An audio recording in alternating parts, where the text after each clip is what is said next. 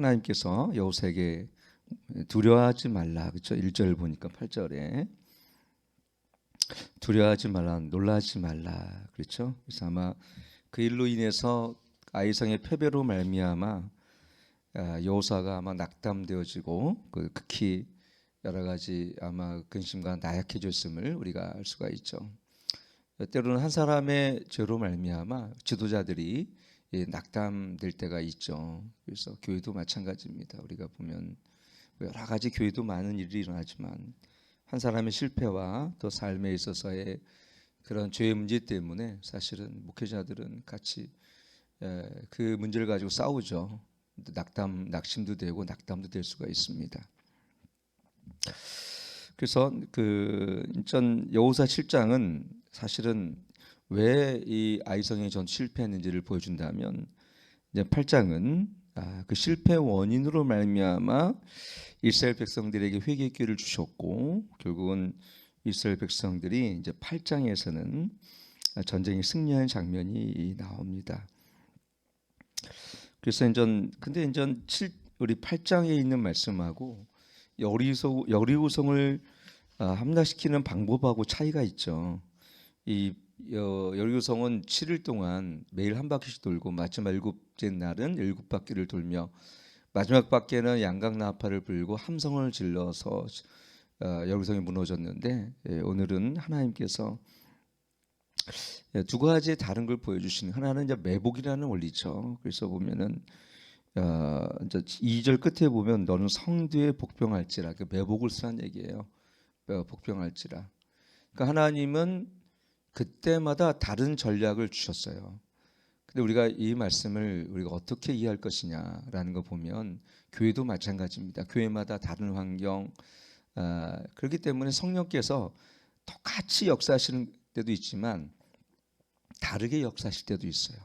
하나님께서 각 교회마다 다른 방법을 통해서 역사하시고 다른 은사를 주시고 교회를 하나님께서 부흥시킬 때가 있는데, 이때 우리는 옛날에 이런 방법이었어라고 그 방법에 우리 마음이 고정되어진다면, 그런 선입감과 자기 생각으로 성령의 역사를 제한시킨다면 교회는 어떻게 되겠습니까?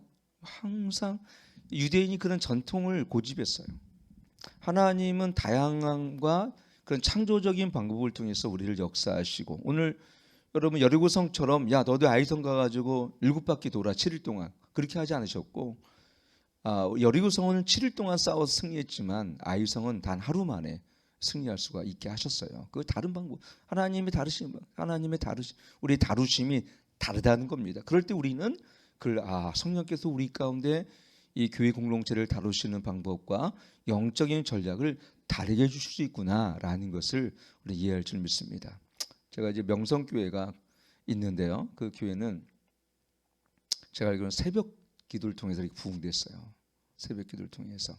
근데 사랑의 교회는 큰 교회지만, 제가 이렇게 하면 큰 게 좋아하지는 않지만, 사랑의 교회는 제자 훈련을 통해 또 성장하더라고요. 오늘의 교회는 또 이런 구도자적인 예배, 그런 어떤 이런 예배나 이런 워십, 이것이 이제 여러 가지 이것이 구도자 중심의 예배로 발전되면서 현대적인 그런 어떤 워십이라든가 이런 부분들이 많이 가미가 된 그런 공동체가 또 오늘의 공동체. 그래서 한국의 교회에 많은 영향을 미쳤던 것을 우리 기억합니다. 그러니까 교회마다 다른 환경 속에서 성령께서 그 교회에 맞는 하나님의 부흥의 방법을 주셨다라는 걸 이렇게 보게 되어집니다. 그러니까는 우리 개인 삶도 마찬가지예요. 은사가 다릅니다. 직임도 다릅니다. 그렇기 때문에 하나님이 동일한 은사를 주신 것이 아니라 이 다른 은사를 통해서 교회 안에 서로 유기적으로 연합하게 하셨거든요. 그러니까 다른 은사들을 우리가 부러워할 필요가 없어요. 저도 한때는 큰 교회 돼가는 걸 보면 너무 부러웠어요. 목사님도 책을 쓰고 유명해져, 성도들도 그냥 뭐 전도 어떻게 하는지 모르겠지만 그냥 사람들이 그냥 모여들죠. 근데 언젠가 제가 철이 들고 보니까 그 교회는 그 교회대로 하나님 역사하시는 거고, 열린교회는 열린교회대로 하나님의 방법으로 이끌어 가시는 거예요. 예. 그래서 물론 우리가 노력이 부족한 부분도 있겠지만, 믿음과 노력이 부족한 부분도 있겠지만, 또 중요한 거는 다른 관점에서 또 다른 방법으로 하나님은 우리 공동체를 다루시고 그 전략을 주시고 영적 전쟁에 임하게 하신다라는 것을 여러분 믿으시기를 축원합니다. 거기도 그렇죠. 거기 보면은 2절 보면은 너는 여리고와 그 왕이 행한 것 같이 아이와 그 왕에게 행하되 오직 거기서 탈취한 물건과 가축은 스스로 취하라. 너는 성대에 복병할지니. 여리고 성에서는 탈취하지 말라 그랬어요. 이건 다 하나님의 것이라 했거든요. 근데 왜 그랬을까요? 그 여리고 성은 그 가나안의 정벌의 첫 열매이기 때문에 그랬습니다. 그래서 나머지부터는 아이성부터는 이 모든 탈취할 것들을 이스라엘 스스로 취하라고 말씀하세요. 여러분 그런 면에서 보게 되어지면 아간은 스스로 하나님의 언약을 어기고 취함으로 멸망했지만 그런 나머지들은 그런 마음이 없었겠어요? 갖고 싶은 마음 없겠어요? 하나님의 언약을 순종하고 순복했을 때 하나님의 더 큰 은혜로 갚아주심을 여러분 믿으시길 축원합니다. 이 땅에 살아가면서 자기의 복과 기복적인 신앙을 갖고 자기의 유익을 위해서만 살아가는 사람들이 하나님의 나라와 그 뜻에 관심이 없이 살아가는 사람들은 한동안은 아간처럼 좋아서 그 외투가 아름다운 외투 한 벌과 금과 은을 취할 수 있겠지만 여러분 우리가 자기 욕심과 세상의 정욕 가운데 살아가는 사람들은요 어떻게 되겠죠? 육신의 생각은 결국은 사망입니다. 자기 생각과 자기 유익과 이 세상에서 그 기복을 따라 살아가는 사람들은 결코 하나님이 주신 생명과 평안을 누릴 수 없다는 사실을 여러분 믿으시기를 축원합니다. 아이성의 특징은 뭐냐면 매복하라는 거예요. 그래서 그거 보니까는 9절 보니까 그들이 보내매 그들이 복병할 곳으로 가서 아이 서편 베델과 아이 사이에 매복하였고 여호수아는 그 밤에 백성 가운데 찾더라. 저는 이 오늘 제목이 전적인 승리의 비결은 우리의 순복이다라고 제가 말씀드린 게 뭐냐면 하나님께서 여리고성의 전투에서 행하셨던 명령이 달랐고 아이성에 행하셨던 명령도 여호수아를 통해 달랐습니다. 사람들은 이상하게 생각할 수 있을 거예요. 왜 이번에는 안 돌아? 야 우리 이번에 돌자.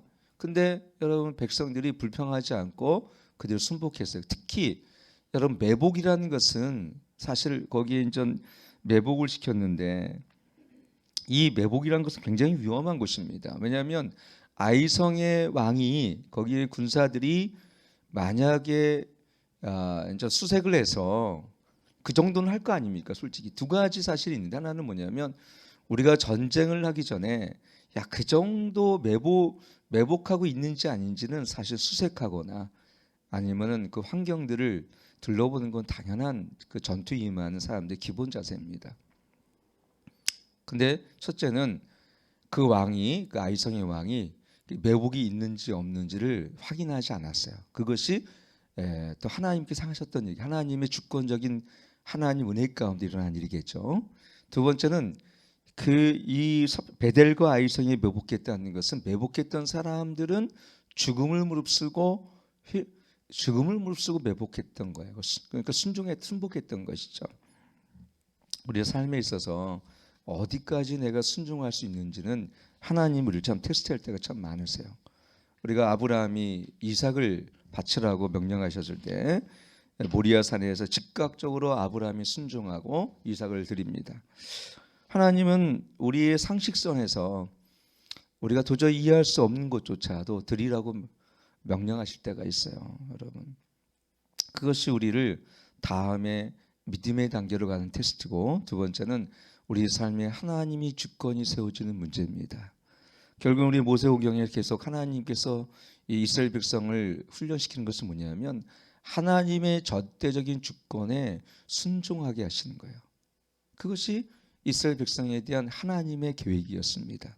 이 전쟁이 한 번 승리가 중요한 것이 아니라 각 전쟁을 통해서 하나님이 주시는 이 메시지가 달랐고 거기에 따른 그들이 불평불명 없이 하나님을 절대적인 주권에 순종하며 따랐을 때 항상 전쟁은 이렇게 쉽게 얘기하면 승리케 되었다라는 것을 이렇게 보게 되어집니다. 우리 삶에도 이런 순종은 기적을 나르죠. 우리가 가나안 혼인잔치에서도 물을 떠라고 했을 때 물을 아구까지 채우는 그 순종이 하인과 한의 순종이 결국은 물이 포도주가 되는 기적을 베풀었습니다. 그러니까 하나님은요, 우리의 믿음과 순종을 보세요. 우리 삶 속에서 어디까지 너희가 순종할 수 있느냐. 근데 사람들은요, 자기의 이해관계가 놓여 있을 때에 자기에게 이것이 역효과가 나거나 자기에게 이것이 이익의 관계가 없을 때는 잘 순종하지 않을 때가 참 많이 있어요. 이걸 재보는 거예요. 여러분, 그렇게 안 하길 축원합니다.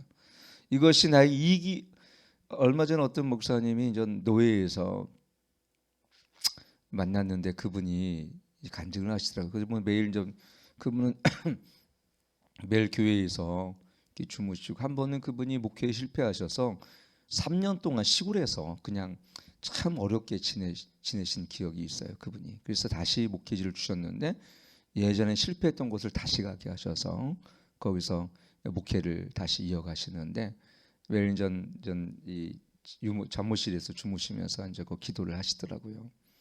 네, 저하고 만나는 그 당일날 새벽에 3시에 이제 깨가지고 기도를 하게 하셨대요. 근데 하나님께서 너는 내가 너에게 아무것도 주지 않는데도 불구하고 나만을 위해서 잘 따라오고 순종했다, 그러면서 격려해 주시더라고요. 그래서 그것 때문에 펑펑 울었다고 이렇게 기록하고 있습니다. 저도 한번 돌아봤어요. 나는 하나님, 왜 내가 하나님을 따르는가? 모르겠어요. 저도 제가 하나님께 바랄 것이 솔직히 있는 것은 이 땅에는 없더라고요. 별로 그렇게 이 땅에 내가 하나님께 뭔가 복을 구할 건 없더라고요. 하나님의 나라에서 하나님의 우리의 이름을 기억해 주실 뿐만 아니라 우리가 잘했다 칭찬받는 종이면 참 좋겠다, 이런 생각을 해보았습니다. 여러분, 하나님의 나라와 그 일을 구하는 자들에게는요, 이 모든 걸 더해 주시는 축복이 있습니다. 근데 우리는 하나님의 나라와 그 일은 상관없이 자기 자신의 유익과 이익을 위해서 살아갈 때가 너무나 많이 있습니다. 오늘부터 여러분들 하나님의 나라와 그 뜻을 먼저 구하는, 그 믿음 안에 순종을 드리는, 우리 삶을 번제와 같이 드리는, 관자같이 올려드리는 그런 바울과 같은 삶이 되기를 축원합니다.